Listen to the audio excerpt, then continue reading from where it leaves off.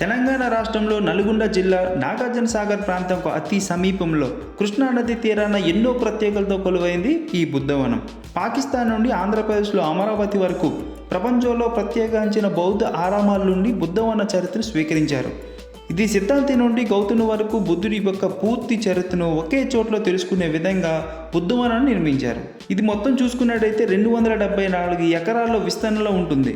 Buddhavanam project ఇందులో 90 ఎకరాల్లో దాదాపు 65 కోట్ల వ్యయంతో నిర్మించారని బుద్ధవనం ప్రత్యేక అధికారులు మనకు చెప్పడం జరుగుతుంది. ఇది చూసుకున్నట్టయితే 2004 రాజశేఖర రెడ్డి కాలంలో శంకుస్థాపన జరిగింది. కానీ ఇది 2022 మే 14న తెలంగాణ అప్పటి ఐటీ పురపాలక శాఖ మంత్రి కేటీఆర్ చేతుల మీదుగా ప్రారంభించారు. ఇప్పుడైతే మనం బుద్ధవనం ప్రాజెక్ట్కి రీచ్ అవ్వడం జరిగింది. ఇప్పుడు మీరు చూస్తుంది ఏదైతే ఉందో ఇది మనకి ఎంట్రన్స్ భాగం. సో బుద్ధవనాన్ని మెన్షన్ చేశారు వాళ్ళు నేమ్ తోటి. సో ఇది చూసుకున్నట్టయితే అటు ఇటు ఎంట్రన్స్ భాగం ఈ రకంగా కనిపిస్తుంది మనకు మొత్తానికి. మేము సికింద్రాబాద్ దగ్గర నుంచి ఆల్మోస్ట్ 140 కిలోమీటర్ డిస్టెన్స్ ట్రావెల్ చేసాము. సో మేము బైక్ మీద వచ్చాం కాబట్టి మాకు ఆల్మోస్ట్ 2.5 hours టైం అయితే పట్టింది.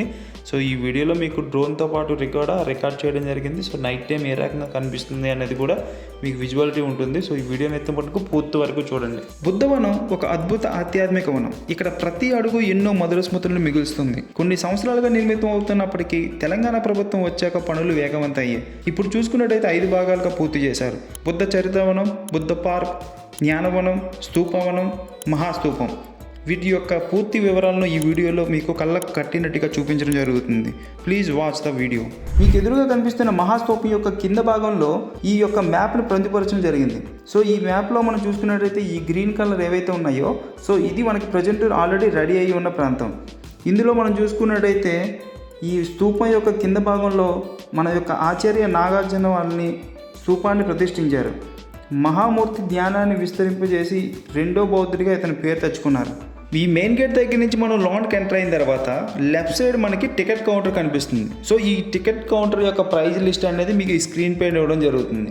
సో ఇక్కడ నుంచి ఇంకొంచెం ముందుకు వెళ్ళినట్టయితే మనకి ఎదురుగా డోన్ అనేది కనిపిస్తుంది కదా, అదే మన మహాస్తూపం. సో అక్కడికి చేరడానికి ముందుగానే లెఫ్ట్ అండ్ రైట్ సైడ్ మనకి మొత్తం గ్రీనరీతో ఎంతో అందంగా కనిపిస్తుంది. సో డోన్ దగ్గరికి వెళ్ళిన తర్వాత మనం చూస్తున్నట్టయితే ఎన్నో చిత్రాలు కనిపిస్తున్నాయి. సో ఈ చిత్రాలన్నీ కూడా డోన్ చుట్టూరు కూడా మనకి శిల్పాలతోటి చెక్కడం జరిగింది. సో ఇది ప్రతి చిత్రాల్లో కూడా బుద్ధుడి యొక్క జీవిత విశేషాలను పర్యాటకులకు ఆయన బోధనలు తెలియజెప్పేలాగా ఎంతో అద్భుతంగా సృష్టించారు. సో ఈ బంగారు వర్ణంలో మహాస్తూపం బుద్ధుడి యొక్క ప్రతిమను పైన తైలంతో కూడిన ఈ డోను ఎంతో అద్భుతంగా కనిపిస్తుంది.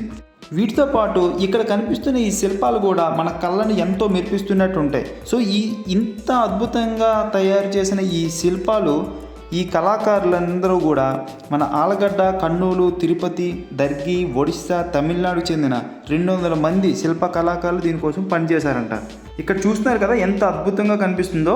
వీలైతే మీరు కూడా డైరెక్ట్గా వచ్చి విజిట్ చేయండి. ఈ ప్రదేశంలో ఉన్న ప్రతి భాగానికి కూడా ఈ వీడియోలో మీకు రికార్డ్ చేసి చూపించడం జరుగుతుంది. వీడియోని పూర్తి వరకు చూసినట్టయితే మీకే అర్థమవుతుంది. ఇంకెందుకు ఆలస్యం, ఇంకా లోనికి వెళ్దామా? కమ్. లోనికి వెళ్ళడానికి ముందే మన గుడి దగ్గర ఎలా అయితే స్తంభాలు కనిపిస్తాయో అలానే ఈ ద్వారానికి ముందుగా 4-5 స్తంభాలు కనిపించడం జరుగుతుంది. సో ఈ స్తంభాల దగ్గర నుంచి లోనకే ఎంట్రన్స్ భాగం. ఇక్కడ చూస్తున్నట్టయితే ఇది మన లోన ప్రదేశం ఈ రకంగా కనిపిస్తుంది. మనం లోన్ చూస్తున్నట్టయితే ఈ గోల్డెన్ ఏదైతే బుద్ధ విగ్రహం ఉన్నదో సో దీని చుట్టూరు కూడా ప్రదేశం మనకి మొత్తం 300 మంది కూర్చునే ధ్యానం చేసుకునే విధంగా ఇక్కడ ప్రదేశాన్ని ఏర్పాటు చేయడం జరిగింది. జ్ఞానవనం. ఇక్కడ బుద్ధుడి ఏకశిలా విగ్రహాన్ని చూడొచ్చు.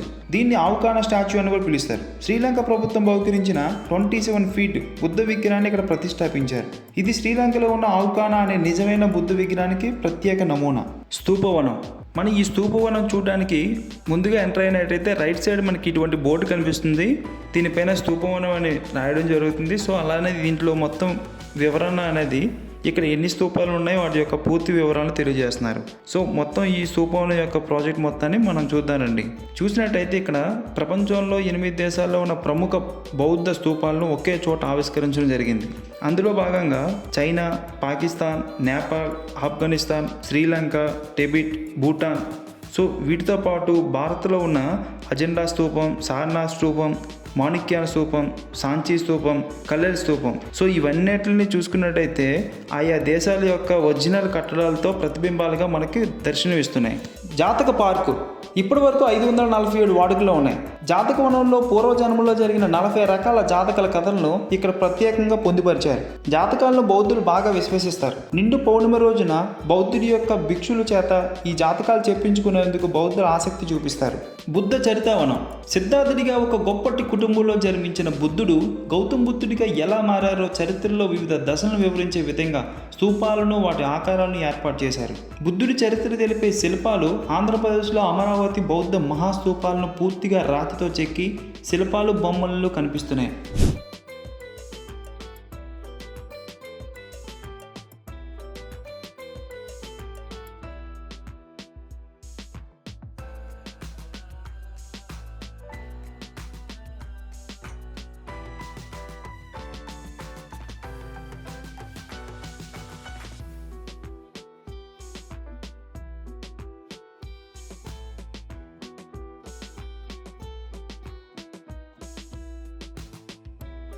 ఇక్కడ ఎగ్జిట్ గేట్ దగ్గర కనిపిస్తున్న ఈ ఓపెన్ ప్లేస్ అంతా కూడా పార్కింగ్ స్పేస్ అండి. ఇది మనకి 2 వీలర్ అండ్ 4 వీలర్ కూడా ప్రొవైడ్ చేస్తున్నారు. నెంబర్ ఆఫ్ కార్స్ అయితే పార్క్ చేసుకోవచ్చు మనం ఇక్కడ. సో ఇదే ప్లేస్లోనే మనకి స్టేయింగ్ రూమ్స్ ఉన్నాయి. అలానే మనకి మెన్ అండ్ ఉమెన్ కూడా వాష్రూమ్ సెపరేట్గా మనకి పెట్టడం జరిగింది. ఇక్కడ మీరు చూసుకున్నట్టయితే ఇక్కడ బ్లూ షర్ట్ ఏదైతే ఉందో ఇది మనకి కిరాణా జనరల్ స్టోర్ అండి. సో ఇక్కడ మనకు కావాల్సిన ఏవైతే ఐటమ్స్ ఉంటాయో చిన్న చిన్న స్నాక్స్ అవన్నీ కూడా కూల్ డ్రింక్స్ ప్రొవైడ్ చేస్తున్నారు. వీటితో పాటు అమూల్ ఐస్ క్రీమ్ కూడా వీళ్ళు ఇక్కడ ప్రొవైడ్ చేయడం అనేది జరుగుతుంది. నేనైతే త్వరగా వెళ్ళి ఒక ఐస్ క్రీమ్ ఓపెన్ చేసి తినేసానండి. ఇదైతే సూపర్గా ఉంది. సో అలాగనే ఇక్కడ మనకి షాప్ మొత్తం అంతా కూడా చాలా క్లీన్గా నీట్గా అయితే పెట్టుకుంటున్నారు వాళ్ళు. సో ఇక్కడికి వచ్చినట్టయితే మీరు కూడా ఇక్కడ ఏమైనా ఐటమ్స్ కావాలంటే తీసుకోవచ్చు. అలాగే మన వీడియో చూపించినట్టయితే మీరు 5% డిస్కౌంట్ కూడా వాళ్ళు ప్రొవైడ్ చేస్తున్నారని చెప్పారు మనకి.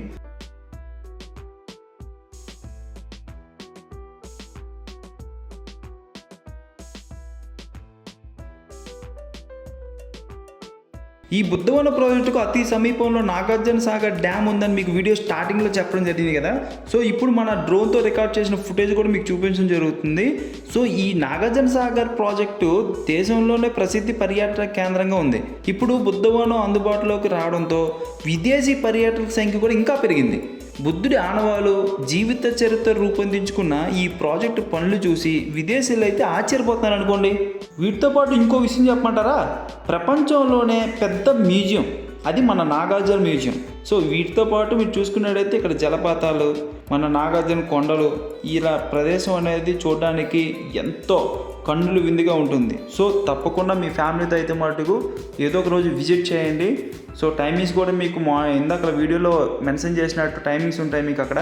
సో తప్పకుండా వీడియోకి అయితే మటుకు లైక్ చేసి సబ్స్క్రైబ్ చేయండి, కామెంట్ చేయండి. Thanks for watching.